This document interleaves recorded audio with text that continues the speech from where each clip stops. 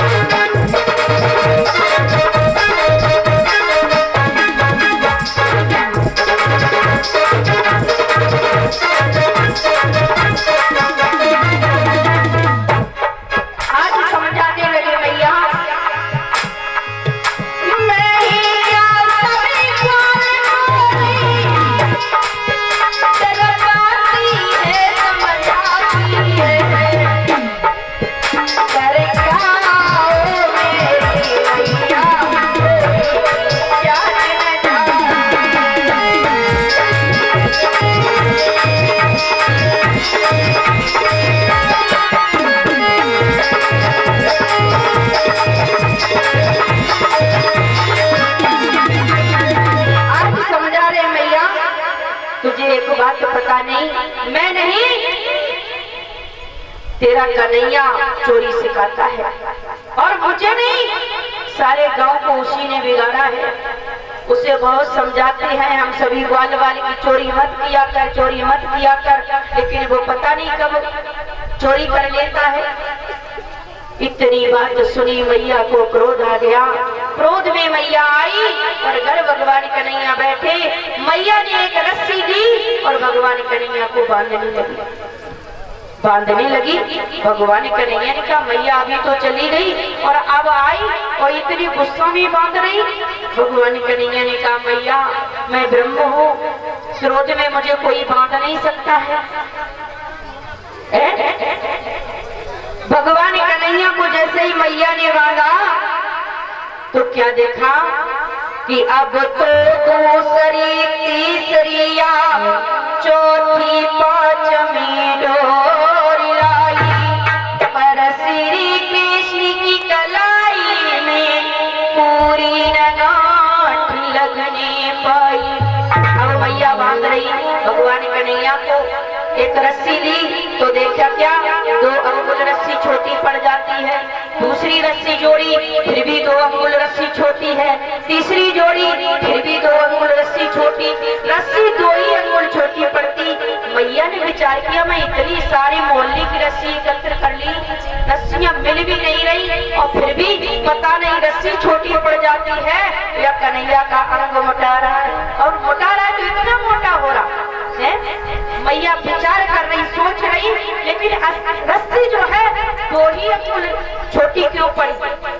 परीक्षक जी हमारे अंदर 3 गुण होते हैं, सत्वगुण, रजोगुण और तमोगुण। मैया ने सत्वगुण को त्याग दिया था। मैया सत्य को भूल गई और ब्रह्म को बांधने लगी। ब्रह्म आज ज्ञान करा रहा मैया को कि मैया तेरे अंदर तमोगुण रजोगुण रह गया और ये मुझे बिल्कुल भी पसंद नहीं है। मुझे तो सत्वगुण सत्य वाला इंसान पसंद है, जिसके अंदर अच्छा स्वभाव हो, शील स्वभाव हो। तुझे तमोगुण आ गया और तू मुझे बांध नहीं पाएगी। तमोगुण में देखे तू कैसे बांधती, अरे सारे मोहल्ले की क्या सारे संसार की रस्सी एकत्र कर ले फिर भी तू बांध नहीं पाएगी। जब मैया भी बांधते बांधते थक गई, नहीं बांध पाई, बैठ गई मुंह फुलाकर। अब भगवान कन्हैया ने विचार किया अब तो कुछ ज्यादा ही हो रहा है। ब्रह्म कभी अपने माता को दुखी नहीं देख सकते, भगवान दुखी नहीं देख सकते हैं। अब भगवान कन्हैया ने देखा कि जब देखा अब बहुत कुछ हुई मात हैरान, तब बंधन में आप ही बंधे कृष्ण भगवान। भगवान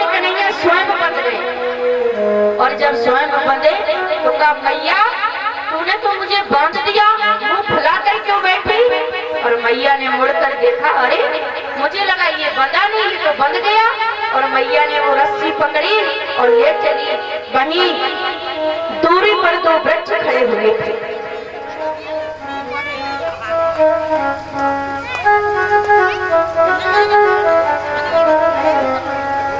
ये शिव कुमार लोधी और अवनीश लोधी ये 100 मुद्राएं दे रहे हैं और ये 100 मुद्राएं मोहन साकी की तरफ से आ रही हैं।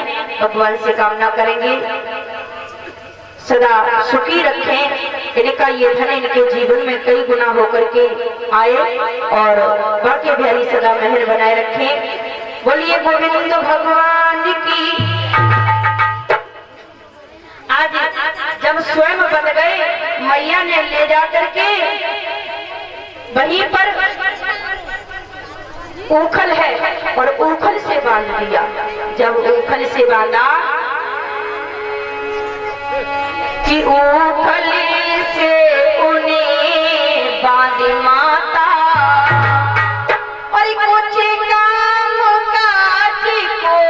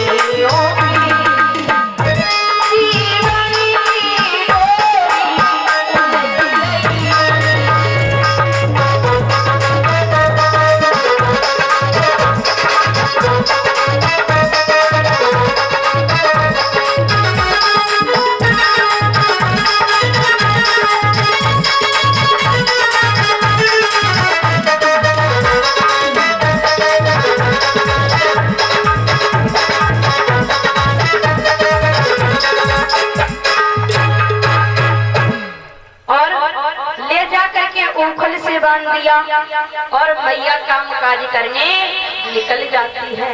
भगवान कन्हैया को याद आ गया है और भगवान कन्हैया घुटने घुटने चलने लगे। घुटने घुटने चले भगवान कन्हैया। वहीं कुछ दूरी पर दो वृक्ष खड़े हैं। भगवान उसके बीच से होकर के गुजरे और ऊखल दोनों ओर अटक जाता है। और जैसे ही अटका, भगवान कन्हैया ने धीरे से झटका लगाया तो पेड़ चटक करके उखड़ जाते हैं और उनसे दो पुरुष पैदा हो जाते हैं। ये पुरुष कौन थे ये बताया जाता है। राजा कुबेर जो थे, इनके पुत्र थे नलकुबर और मणिग्रीव। ये एक समय तालाब में नग्न होकर स्नान कर रहे थे अपनी स्त्रियों सहित। उधर से देवर्षि नारद नारायण नारायण जपते हुए आए और इन्होंने देवर्षि का उपहास किया। नग्न अवस्था में जल में खड़े हो गए और हंसने लगे। स्त्रियों को लज्जा आ गई तो उन्होंने अपने शरीर जल में छुपा लिए और ये मूर्ख वृक्ष के समान खड़े होकर तालियां मार मार करके हंसने लगे। देवर्षि नारद कहने लगे कि देखो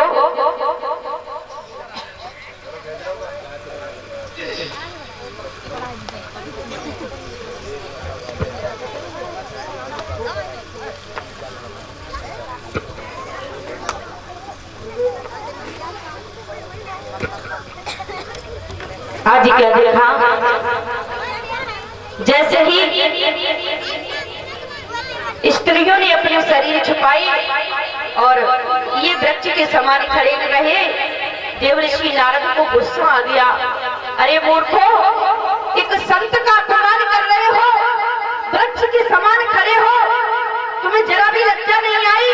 तुम्हें बहुत शौक है खड़े होकर के हंसने का, तो जाओ, हम तुम्हें श्राप देते हैं, तुम वृक्ष ही हो जाओ।